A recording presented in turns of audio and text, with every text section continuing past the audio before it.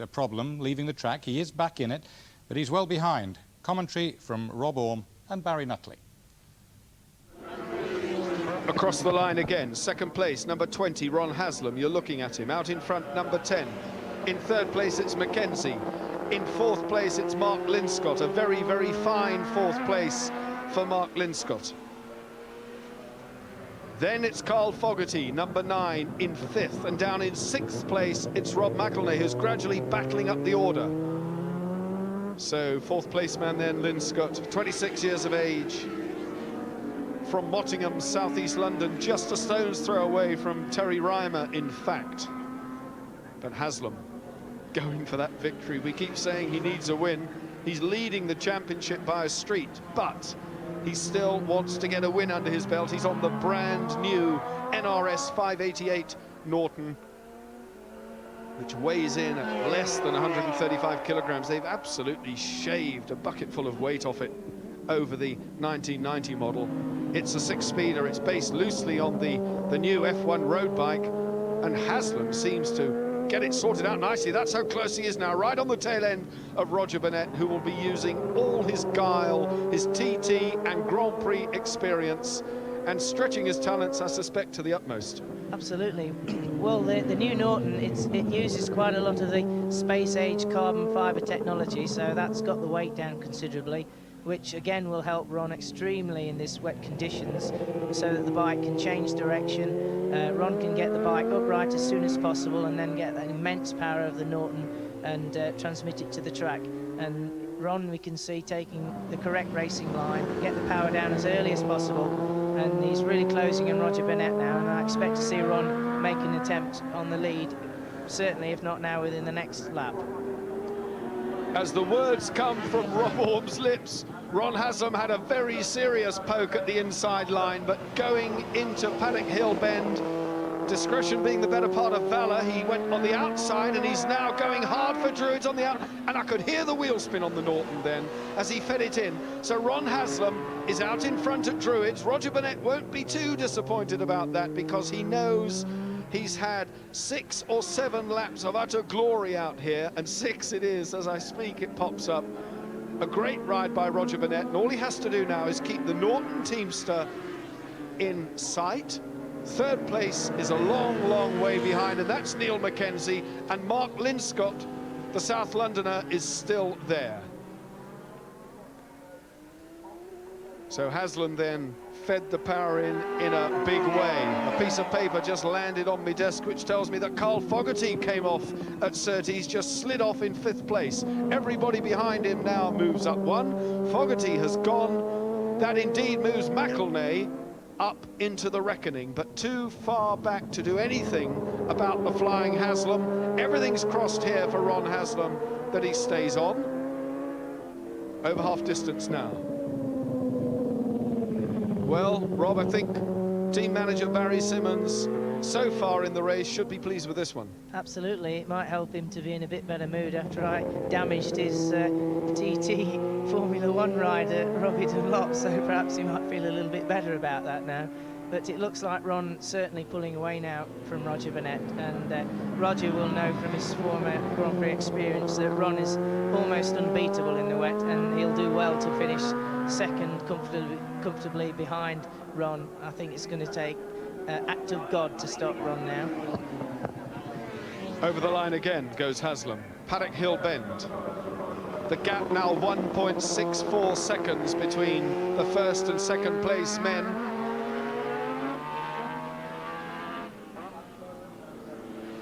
Up to Druids. Haslam leads Burnett. So Roger Burnett, 30 years of age, from Lincoln,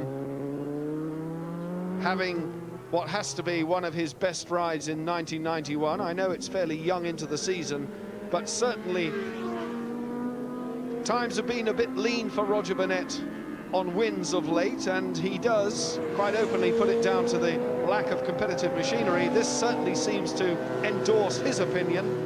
When the conditions are equal and you can't use the superior power on the big stuff, then Roger certainly is in there with the chance. There's MacKenzie. McElnea has fought back to 5th.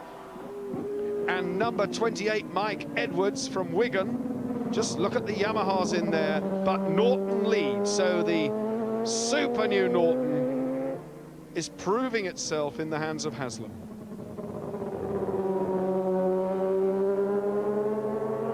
Spray and rain still falling quite heavily here at Brands in this, the second leg. The points, 20 points for the win. He's got 20 on the bike. He's leading the championship. He's going to pick up another 20. It's looking increasingly as though the 1991 750cc F1 title is going to go to Norton and Ron Haslam. And what an asset to the team he's been.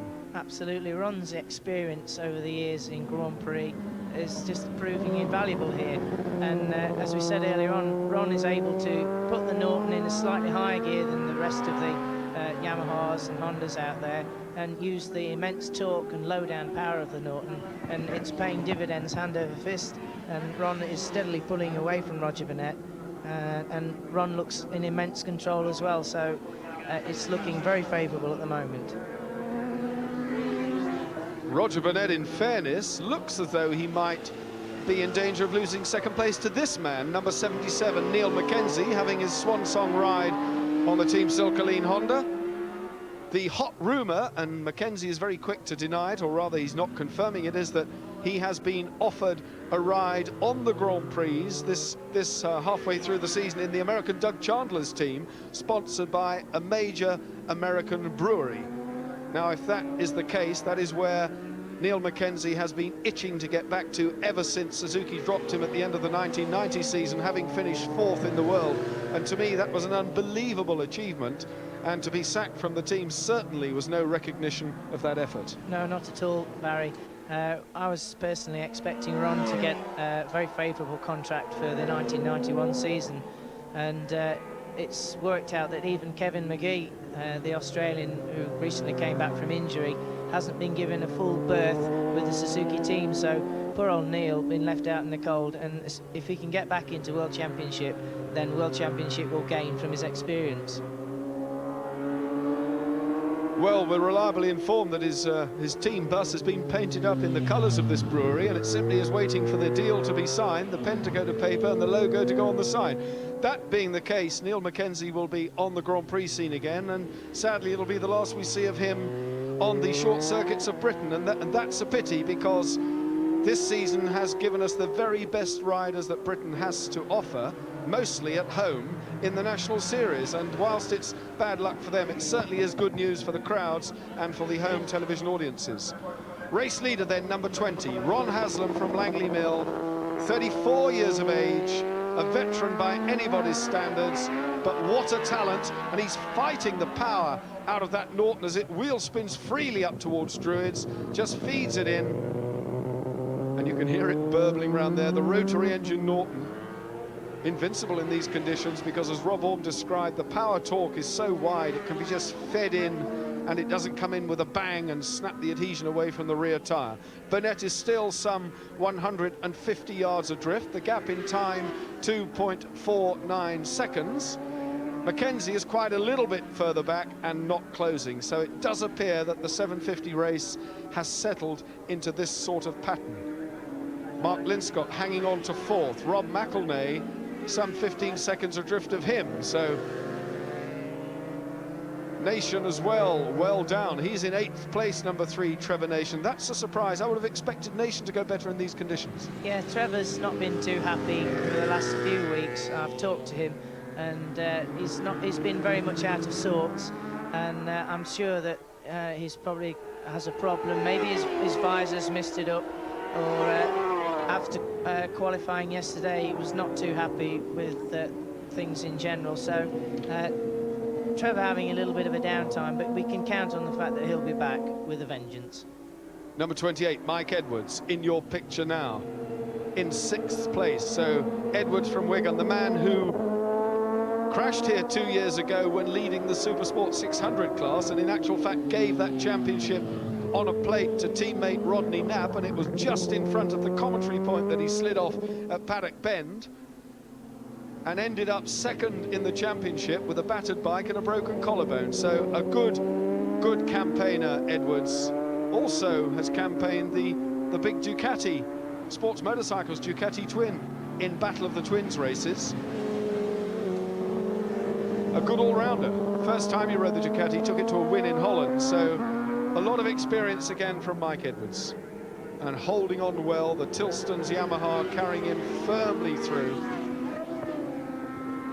6th place then Edwards. McElnea is right with him. Look, that's how close they are. This is the battle now for 6th and 7th. Rob McElnea treating with a great deal of respect the area where he almost went grass track racing. Behind McElnea is number 16, and that is Andy Ward from Selby in Yorkshire. Another new name for us to conjure with. Supercup has certainly brought through an awful lot of talent, Rob. There are new names. I'm quite sure you don't know all the people who feature well. Certainly not, Barry, but Andy Ward and particularly Mark Linscott, I have been campaigning the 1991 European Championship, and both Andy Ward and Mark Linscott have been out there getting valuable experience with racing with all our European competitors, and the Supercup is a vehicle for them to put into action what they've learnt out there in Europe, and new names are percolating to the surface, and it's doing the sport a lot of good, and the Supercup is a big success. Long may it last. A vote of confidence for the series there from Rob Orme, and this is the battle going on between Mike Edwards, Rob McElnea, number 16 Andy Ward, as I said, and Trevor Nation has tacked himself on as well, so we've got a 4-man struggle here, and they are all fighting over 5th place. And it's anyone's guess. I think Nation realises that 5th place could be his, because it looks as though, and increasingly more so, as though the win is going to go to his teammate Ron Haslam. The clouds are drifting away here at Brands Hatch, and the sun beginning to break through, but it will have absolutely no impact on the track conditions at the moment. You can see for yourselves just how wet it is. Edwards is really under pressure. Rob, he's leading this bunch. He knows the conditions. It surely must be more difficult for him than the 3 fellas behind him. It's always difficult in this particular situation. He's leading the group, the chasing pack that they're in. It's always difficult to gauge his speed, to try and pull away from the pursuing pack whilst staying on board. And as I said, Trevor Nation, he is coming back with a vengeance and making a move on Rob McElnea. And they're all gingerly around Druids again. Andy Ward chasing hard after Mike Edwards, but it's just a matter of staying on board and staying in front. Well, the temptation is, I suppose, just to feed it in a little too much, a little too soon, with the result that the back steps out. Oh yes, and there's lots and lots of repair work and any amount of frustration and beatings from your team manager, not to mention parents. Well, a great ride then by Edwards. And it's quite an enlightened view from Rob Orme. That certainly is the rider's side of things that we don't get to appreciate fully from the commentator's viewpoint and indeed the spectator's viewpoint. But motorcycling is a very full business. There is more work and more time taken off the track than there is on it. The preparation, the chasing of sponsorship deals, the signing of contracts, the booking of rides, the transport.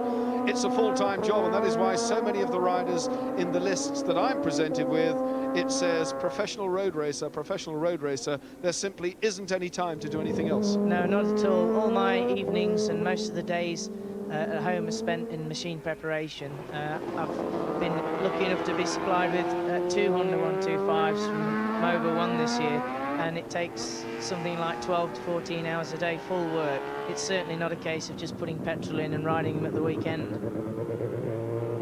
Last lap then for Ron Haslam, number 20, who's feathering the Norton round beautifully in what looks like, without putting the kiss of death on him, without bringing him off, it looks like he's going to get his first win in Supercup. He has something over 2/3 of the 2.6-mile Brands Hatch circuit to do, and the sun is shining on Ron Haslam at the moment, and I think he realizes, with a 6.35-second cushion over Roger Burnett, who isn't likely to want to go and do anything silly and throw away an invaluable second place. I think Ron realizes that this one is his. It's just a question now of stroking the Norton home. He's gone past the tail ender, number 26. That's Brett Sampson from Plymouth, who did the gentlemanly thing and moved out of the way of Rocket Ron Haslam. Wetsuit billowing in the wind. Sampson there. And Haslam, a nice clear visor, so whatever he treated his perspex with obviously served him well. It did the job. He's had a good sight of the circuit all the way round, except when he was following Roger Burnett and was covered in spray. Once his nose was in front, he never really looked back.